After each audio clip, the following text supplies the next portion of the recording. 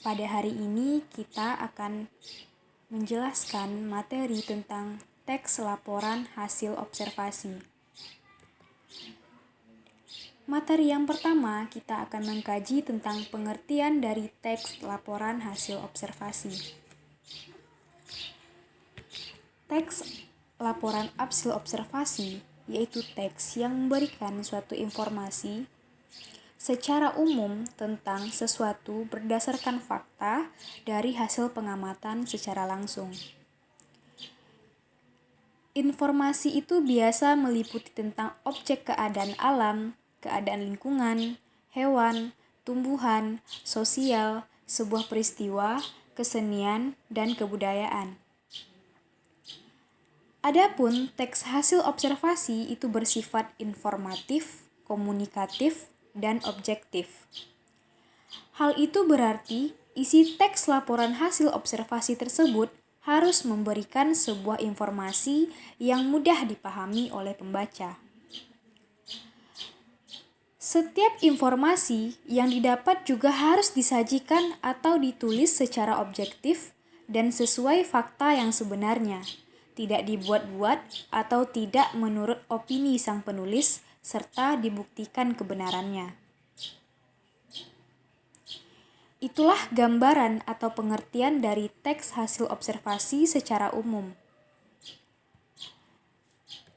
Selanjutnya kita lanjut kepada ciri-ciri teks laporan hasil observasi. Ciri-ciri yang pertama itu ditulis secara lengkap dan sempurna. Yang kedua, bersifat objektif, global, dan universal. Yang ketiga, objek yang akan dibicarakan atau dibahas adalah objek tunggal. Yang keempat, ditulis berdasarkan fakta sesuai pengamatan yang telah dilakukan. Yang kelima, informasi teks merupakan hasil penelitian terkini yang sudah terbukti kebenarannya. Yang keenam, tidak mengandung prasangka atau dugaan yang menyimpang atau tidak tepat. Yang ketujuh, saling berkaitan dengan hubungan berjenjang antara kelas dan subkelas yang terdapat di dalamnya. Yang kedelapan, tidak adanya bagian penutup dari penulis. Di sini, penulis hanya melaporkan apa yang dilihat dan diketahuinya berdasarkan hasil analisis serta observasinya.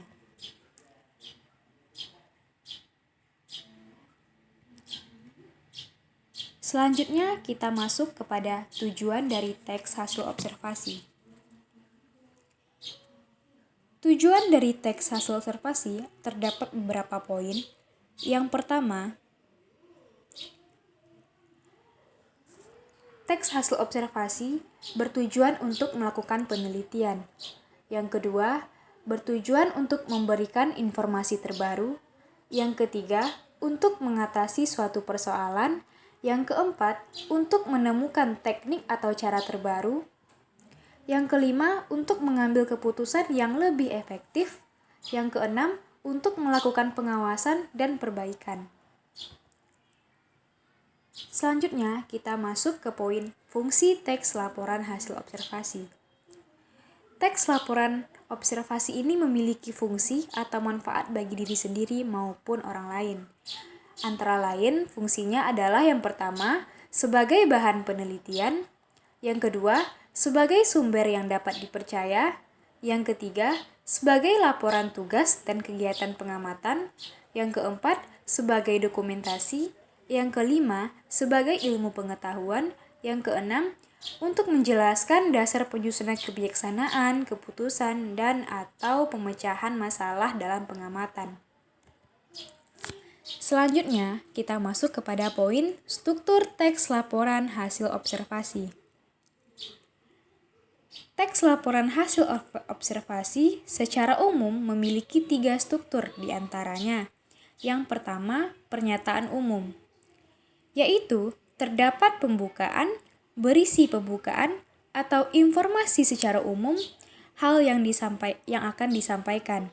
Bagian ini berisi hal umum tentang objek yang akan dikaji, menjelaskan secara garis besar tentang objek tersebut. Yang kedua, yaitu deskripsi bagian. Yang terdapat di dalamnya adalah isi, rincian, pembahasan, dan penjelasan secara detail. Yang ketiga, yaitu deskripsi manfaat, yaitu berfungsi tentang fungsi atau manfaat setiap objek yang diamati dalam kehidupan. Selanjutnya yaitu kaidah kebahasaan teks laporan hasil observasi. Teks laporan hasil observasi ini sangat berkaitan dengan penelitian dan pengetahuan. Maka, hal ini termasuk ke dalam jenis teks formal yang mengharuskan bahasa yang baku atau sesuai kaidah bahasa Indonesia yang baik dan benar, serta mudah dipahami. Kaidah kebahasaan teks laporan hasil observasi diantaranya yang pertama, menggunakan frasa nomina yang diikuti pejenis dan pendeskripsi. Yang kedua, menggunakan verba relasional seperti kata ialah, merupakan, adalah, yaitu digolongkan, termasuk, meliputi, terdiri atas, disebut, dan lain-lain. Ini digunakan untuk menyatakan definisi pada istilah teknis atau istilah yang digunakan secara khusus pada bidang tertentu. Yang ketiga yaitu menggunakan verba aktif alam. Hal ini untuk menjelaskan perilaku seperti bertelur, membuat, hidup, makan, tidur, dan sebagainya. Yang keempat, menggunakan kata penghubung untuk menyatakan tambahan seperti kata dan, serta, atau perbedaan berbeda dengan, persamaan, sebagaimana, seperti halnya, demikian halnya, dan demikian sebagai hal yang sama. Pertentangan, yaitu kata sedangkan, tetapi, namun, melainkan, sementara itu, padahal berbanding terbalik. Dan selanjutnya tentang pilihan. Itu ada kata atau. Yang kelima, menggunakan kata kalimat simplek dan kompleks. Yang keenam, menggunakan kalimat definisi dan kalimat deskripsi. Yang ketujuh, menggunakan kata keilmuan atau teknis seperti herbivora, degeneratif, osteoporosis, mutualisme, paratisisme, pembuluh vena, leukemia, sindrom, fobia, dan lain-lainnya. Selanjutnya kita masuk kepada langkah-langkah menyusun teks hasil observasi. Adapun langkah-langkahnya, yang pertama yaitu menentukan objek yang akan kamu amati. Yang kedua, susunlah jadwal observasi yang akan kamu lakukan. Yang ketiga, lakukanlah observasi terhadap objek tersebut dengan menyiapkan pertanyaan atau poin-poin pengamatan terlebih dahulu. Yang keempat, catatlah hasil observasimu dengan memperhatikan ketepatan isi, struktur, dan kaidah kebahasaannya.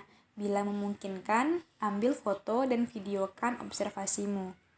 Yang kelima, itu meneliti kembali hasil penulisan teks. Jika ada kalimat janggal atau salah penulisan, segera perbaiki kembali. Baiklah, mungkin sekian dari materi yang dapat kami sampaikan. Mohon maaf jika terdapat kesalahan dalam penyampaian. Saya akhiri dengan wassalamualaikum warahmatullahi wabarakatuh.